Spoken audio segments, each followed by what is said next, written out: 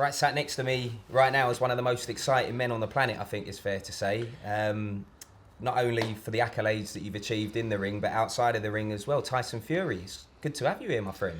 Nice to be here. I thought I'd make an effort, come in my most colourful suit, and here we are. How many of those suits have you got, mate? Because every time I see you, you're wearing a different leather I've got suit. unlimited amounts of these suits. How? I just keep getting them made, different ones. Every single different occasion, I got enough of a suit on, so... How do you keep coming up with the... I do not know. I'm like a crazy person when it comes to designing these suits. Different ideas and stuff, so... I also have a great guy, Nav, who puts it all together as well. Well, there's another career that you could potentially have when you decide to, do something else because, clearly you've got an eye for it. Clearly, but there's only me who'd be crazy enough to wear a suit like this, isn't there? Like, your average person doesn't want to wear a suit like this. Like, I got lots of friends who say, like, you can pull this off, but me, I would not be able to do it. Tyson Fury at London Fashion Week, maybe then, in the future. Maybe, you never know. Models are always tall. Well, they're not always fat and bald, are they? Right, let's talk about music then, because you are somebody who loves music. Yes. Whether you're singing it, whether you're on Instagram, kind of with your friends in the car or your wife. Where does that love of music come from? I've always loved music, ever from being a little kid. My mother used to play in the car with a tape, back in the day. Yeah. All different types. My music taste will vary from hip-hop, dance, R&B, country, rock and roll, blues, whatever you want. I've got the most craziest playlist in the world. From Patsy Cline to Elvis Presley to Lil Wayne to 50 Cent to whoever. So when you're deciding then what you want to walk out to or what you want to train to then, how does that work? Because, is it different kind of vibe for a different thing that you're doing in the gym or what? Well, not really, no. Training music, you got to be pumped and you got to be like up for it. So I just put on like a mix or something, like a workout mix or a dance mix or hip hop, whatever. But when I'm walking to the ring, it has to be something to me. It has to be like a historic moment where I was listening to that music or it relates to me in some way. And that's how I select their ring walk music. Do you look at what other people walk out to, No. essentially, or is it just like down to you? It's just down to me. Like when I defeated Wilder in the rematch for the second fight, I walked out to Patsy Cline crazy. Yeah. So I've never known a heavyweight champion of the world walk out to Patsy Cline before ever. But I thought it went down a treat. I believe it was one of the best ring walks in history for sure. It was just like so somber, and Patsy Cline, everyone's like, why didn't I think of this? Yeah. And me obviously being a crazy person walking out to crazy country music, it meant so much to me because it's my mother's favourite song. I grew up listening to it as a kid, and I thought it was the right moment to bring that one out of the bag. I feel like that's one of the things that people are always looking out for when it comes to you, though. Nobody knows what you're going to do next, and that even comes down to the ring walk. Nobody knows what the tune's going to be, what genre it's going to be, and you keep everybody on their toes. But I don't know what I'm going to do next, so never mind what other people are thinking, what I'm going to do next. So how soon in advance, then, do you pick something like that? Well, the ring walks have been planned, kits and stuff, since I've probably been about 10, 11 years old. Really? Which is kind of strange, isn't it? So wow. I was designing my World Heavyweight Champion boxing kits from being 12, 11, 10, 13. What I'd do, what I'd wear, what I'd come out to. And colour gloves. You still got them? Like... Yeah. Wow. And I everything that I've done, I said I would do when I was a little kid. And it's really interesting what I'm about to say, because I was with Ed Sheeran a few months ago and he said exactly the same thing. And I couldn't believe that there was somebody else out there that was saying the same thing when he was a kid. He had everything planned, all his tours, what he'd name his music, everything. And I met somebody else in the same thing, is that they planned from being a little kid what they would do. And it wasn't just a dream. I knew I was going to do it. And so, yeah, all these things that I've done, all the crazy stuff, from coming out as Apollo Creed to coming out as a Mexican to being carried on a throne, coming out crazy, all stuff like that, Biggie Smalls, Sex on Fire, whatever. Obviously not Sex on Fire because that's not that old, but it was all planned years in advance.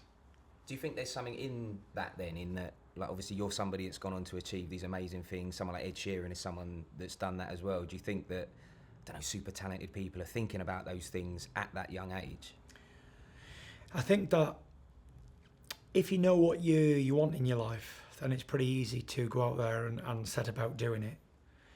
There's a saying that if you set a target, no matter how far the target is away, as long as you keep practicing aiming for that target, sooner or later you will hit the target. But if you don't have a target and you're just aiming at nothing, you're never going to hit anything, are you? Yeah. So first of all, you got to figure out what you want to do. That's pretty hard in today's world because people, they don't know what they want to do. Like, I've got friends who've been to university all the way through all these things and all that, and they don't know what they want to do. Don't know what they want, don't know where they're going to go. But for me, I had the target, and it was, although it was an unreachable goal, I still had a target to aim for from being a kid. So there's definitely something in it where if you have a plan, a target, you're more likely to hit that target than not. Your upbringing as well definitely, I think, has moulded you as a person, but also your musical taste, probably the people that you meet, the people that you speak to, different generations as well. And now, kind of, because you've gone on to achieve these amazing things, become the heavyweight champion of the world, you're meeting a lot of the music artists that you listen to. So what's that like? Unbelievable. Like, I sung a little duet with Don McLean, American Pie. Like, pretty cool. Who would have thought that me would end up singing a duet with Don? And we won like 6 or 7 TV awards for the music video in America as well. So that was crazy.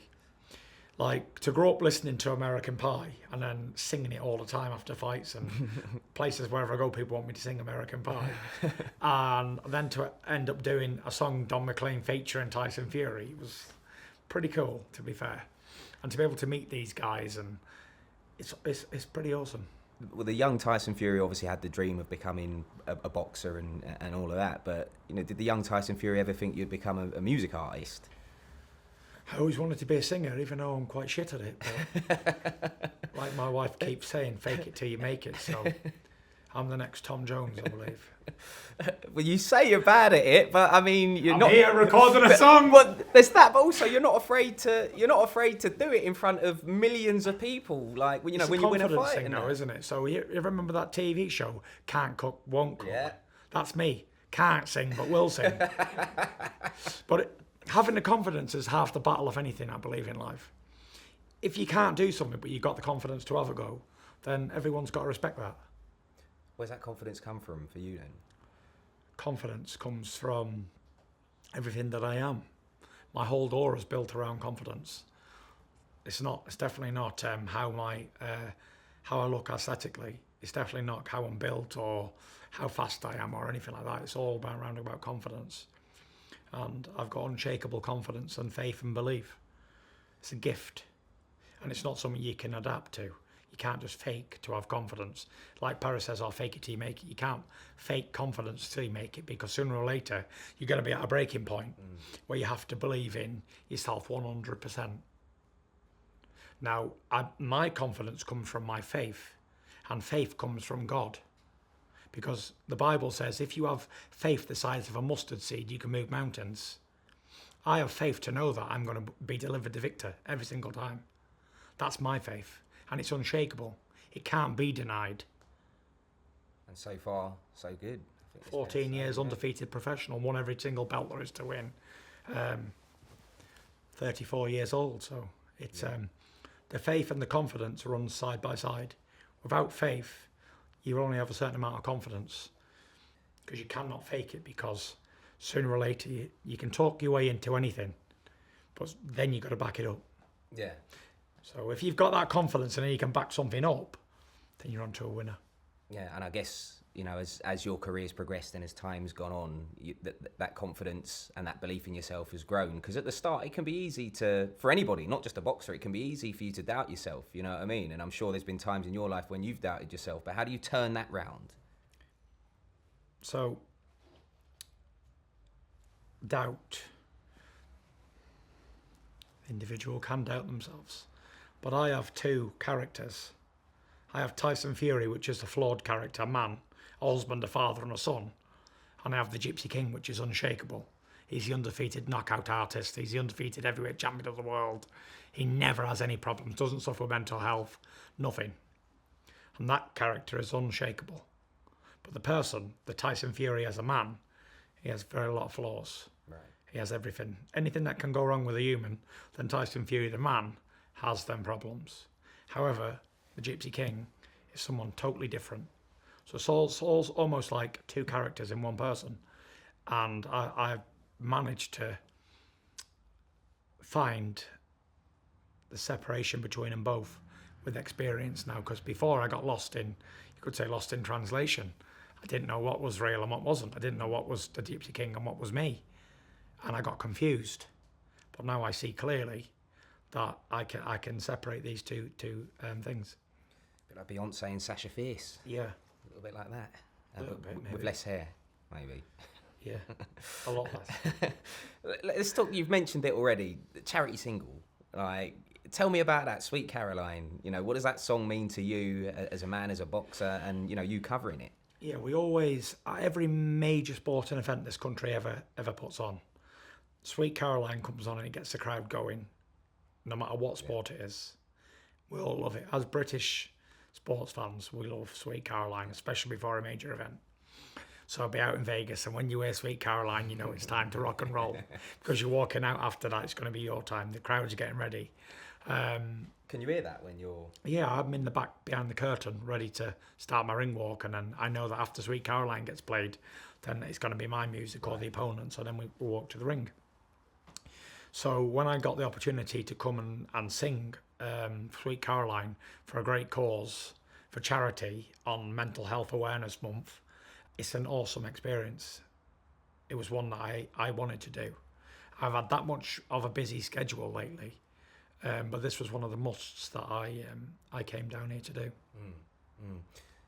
You know, the work that you do to shine a positive light on people struggling with mental health. I can understand why this is so important to you. But for you personally, you know, when you're out and about, I was thinking about this on the way here today. When you're out and about, obviously lots of people know you, Tyson Fury, heavyweight champion of the world. Yeah. Shake your hand for that. But how many people come up to you now and talk to you about the work that you do for mental health? Because I know it's important. Probably more than know me for boxing. Boxing's been a massive platform for me to spread the word on mental health, and I've done it to the best of my ability. And I've been very vocal about it since the comeback, since the demise and the return. I've been very vocal about the mental health struggle, and it's been widely printed from highs and lows, ups and downs. So I've tried my utmost best to keep talking about it as much as I can and keep trying to smash the stigma, I suppose. And I believe I've had a lot to do with the way it's all been over the last say 7 or 8 years. It's come out a lot more. People are talking about it, and there's months named after it and days, and people talk about it at work. And with high-profile sports people like myself and others, that we've had a lot of impact in that as well. But to answer to your question, how many people come up to you to talk about thank you for the stuff you do for mental health? A lot. Yeah. I think for you as well, and you know, correct me if I'm wrong, I think it's because you were at a point where, you know, you were struggling so much. Lots of people saw the videos that you put up, you know, where you hope you don't mind me saying you're a little bit overweight and stuff like that. And then to go from there to winning the title again, that moment must have just been, try and sum up that moment for the rest of us in the room here and the people watching this, that moment when you actually won the title after all of that. So you would think it would be bittersweet to come back from being fat as anything to win a world title again, but the actual boxing side of things has never been an obstacle for me. I've always had the ability to beat whoever they put in front of me. The biggest fight of all was coming back from the struggle, and not coming back from it like it's disappeared, but coming back and understanding and having education on how to handle the subject, the mental health, and how to steer it when it's going wrong. So it's been a massive learning curve and a massive experience. But the actual coming back and beating Deontay Wilder and becoming heavyweight champion of the world again, was it that great? It was a sporting achievement for me, but as you saw at the end of the fight, I was just like, back on top where I belong, because I knew that I was going to do it. It wasn't like, oh my God, I've won the lottery. I wasn't supposed to win this. It was like, this is easy enough. I'm definitely going to win it. I'm supposed to win it. That's that confidence thing again. Yeah. But the comeback from where I was, attempting suicide, and the weight losses wasn't really a big thing either, believe it or not. I'm fat now. I'm 20 stone sat here today. And throughout my career as a young man from 20 to 30, I would balloon up and down in weight all the time. I'd go from like 18 stone fit to being 25 stone fat regularly. Did that affect your mental health, do you think? I don't think so. So the weight loss, anyone can lose weight and put it back on again, unless you do a lifestyle change.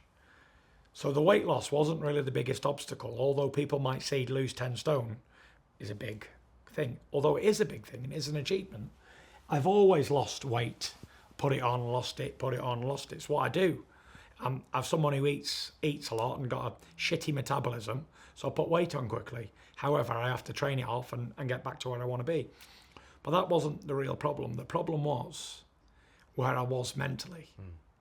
And I was mentally distraught.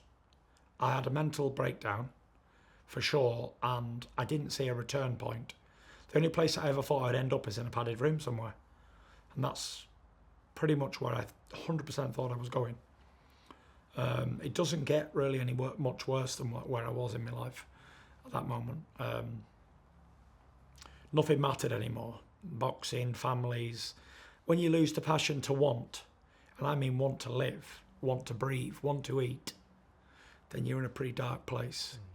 When you're hearing voices in your mind, clear as day as we're speaking to each other now, then I'd say you're in a pretty dark place. And attempting suicide, you can only go one more step than that, and that's finalising suicide. So for me to be sat here today, speaking to all these people, doing something for mental health is very big for me. Yeah. Very big, because at that stage I didn't see a return point. Yeah. There was no return. I was abandoned in a desert of darkness. And every day I woke up was a sad day. Every day I woke up would be grey. And I just didn't want to live anymore. And as I say, I think that's why people see the story and they feel, so passionate, or they have so many different emotions about it when they see you and they want to come up to you and speak to you. But just based on that, what you just said there, if there's someone struggling watching this, and I know everybody's mental health journey is different, so, it's hard to give blanket advice, but, what would you say to somebody? I would say, the first thing I would say from my experience, and I've had a lot of experience because I've been suffering this since being a little kid, and I only realised until when I got to like 27, 28 years old that I had a problem. First of all, it's acceptance that you have a problem. Second of all is go and seek medical advice immediately, because you can speak to some people about stuff. If I speak to a random person in the street about how to build a skyscraper, it's probably not going to be the right advice, is it? So go and speak to a medical professional about it straight away. And that's the mistake I made is, one, I didn't know I had a problem for years because I was in denial about it all. I thought like everyone feels like there's ups and downs and whatever. And then two, I didn't have anybody to speak to about it. Nobody I knew understood it, or really, it was more of I looked upon thing at the time like an attention-seeking thing. They thought I was attention-seeking. So my regret would be not going 20 years before I did. So the sooner you go to get your medical help, the sooner you can return to being well again. And then after that, you can start to rebuild your life. Yeah. And now we've got the charity single on the way. And then you can take small steps, take one day at a time, short-term goals. I give myself jobs every day. I give myself like 30, 40 jobs a day. Drive my wife insane. Like what? What kind of jobs? Like as soon as I'm up out of bed in the morning, I don't stop until I go to sleep at night. Short-term goals, short-term goals, short-term goals. Like everything. Taking the bins out. Or everything. Like all these little jobs you can think of. Even stuff that doesn't need doing, I'll do anyway, because it keeps me occupied and keeps me focused on doing something. Right. And I just live one day at a time. I don't plan at all. I'm doing a Netflix documentary at the moment. It's driving them crazy as well. Like, I can be sat in here today and then on my way to Florida tomorrow without even planning it. Just on a whim, bang. But I think people that don't know you, I mean, we've never met before other than today, but I would imagine that's what you're like. You're very much someone who just does things. I'm not a planner at all. I can't plan because I don't know what I'm going to be doing next week. I really don't know. I know I've got a very busy schedule. However, it can all change in one phone call. So there's nothing that I can plan.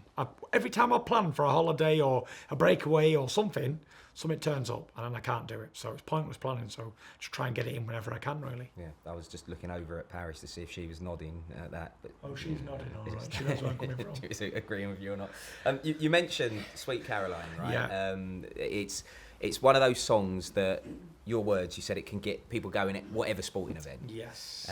Boxing, whatever, rugby, but football. Let's go there because it's a World Cup year this year as well. Yeah. England. What would you rate England's chances? England they was on a good bit of form, weren't they, in the Euros? Yeah. Did really well, apart from the penalty shootout at the end. Unlucky. It was all down for us to win that Euros. Even the keeper made a couple of saves as well in the penalty shootout. Fantastic. Yeah. But it just wasn't meant to be. And since then, we're on a little bit of a low run of form. Yeah, up and down. Up and down. However, we've got the group stage is going to be quite tough. Wales, USA, Iran. Yeah. They're not bad teams. But on paper. They should win. But nothing's on paper. I mean, I'm talking to the guy nothing's here. Nothing's concrete, is it? Yeah. Anything can go wrong at any time. It's all a belief thing. And if you go in lower confidence, you guarantee you lose. I was in the Euros in 16 and we lost to Iceland. Yeah. Couldn't believe it. But it was a confidence thing. If you don't believe you're going to do something, you won't. However, the World Cup, England. Wow. So it starts. Here's the funny thing. That if Joshua agrees terms and England finish second in the group, we will both fight. I'll fight on the 3rd of December at night time and England will play at 3 o'clock in the afternoon that day. What a day for British sport.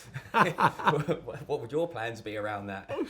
I'll be watching the game at 3 and then beating somebody up at 9. That's an easy day at the office for me. By 11, I'd be in the boozer next door celebrating both victories. Have you ever thought about, I don't know if this has happened or not, maybe you can tell me, but you're very good at motivational speaking, right? The way that you speak, and you're just honest, but have you ever thought about talking to the England players or anything like that? You ever been invited to do anything like that? There was a couple of invites for me to go down to Old Trafford and speak to them, but like I said, I've been that busy with my own career.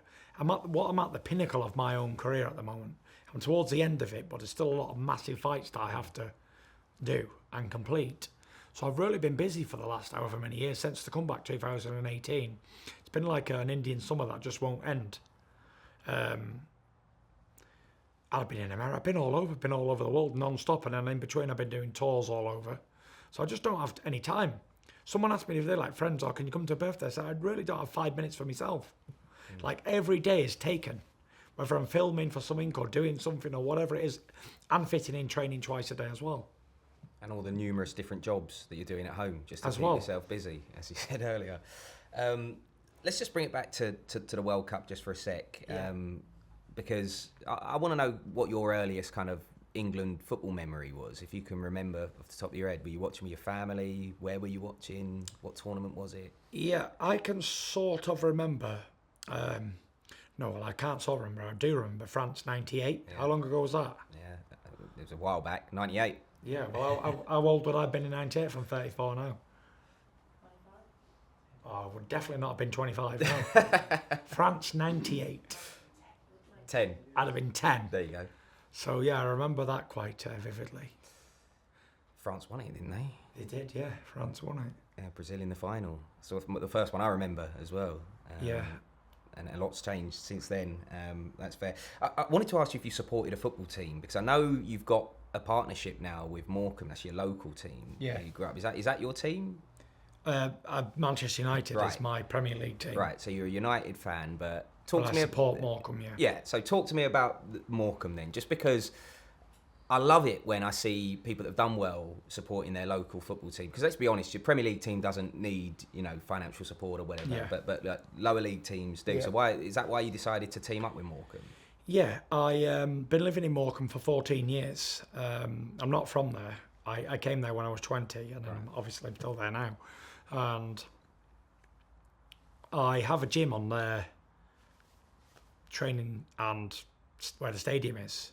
So I own all the training grounds at Morecambe Football Club. I bought them back in September 2020. So I put a gym there. I've got my own gym there, boxing gym and that. And they got promoted up into League One, which is the highest they've ever been. And this season they were without some sponsors for the club. So they approached me and said, would I sponsor the team? And I said, yes, I would. And I also sponsored the ladies' football team as well, because there's a lot of people in sports, they want to sponsor men's football, but they don't want to sponsor women's football. And the women are actually doing better than the men at the moment. In a lot of sports, like, I'm a massive fan of women's sports. Like the women fighters, they're unbelievable. Yeah. They're like, there's never a shit fight when it comes to the girls scraps, fighting. hasn't there? Yeah. It's like, even in the low-level ones, they're still good. So I'm a big supporter of the women's sports. So when I had the opportunity, they said, would you sponsor the women's team as well? And I said I would. So that was it. I actually sponsored the girls' team first, and then they said to me, would you sponsor the men's team? And I said I would. So yeah, I'm supporting them the best way I can. And that's it, really. All right. And other than that, I'm a United fan. Yeah, we had a shit start to the season. However, we have made up for it, beating Liverpool and beating Arsenal top of the league. I'm an Arsenal fan, so less said about 3-1, that, the better, to be honest. I don't know, I've forgotten the score. Well, listen, Tyson, it's been fantastic sitting down with you and, hearing briefly about your journey, but also the charity single, which, I can't wait for everybody to hear it. It's gonna be immense hearing the Gypsy King's vocals on record instead of after 12 rounds in a boxing ring in Las Vegas or something like that. Yeah, it probably sounds better because after watching the sporting event, you probably had a couple of beers and it sounds better.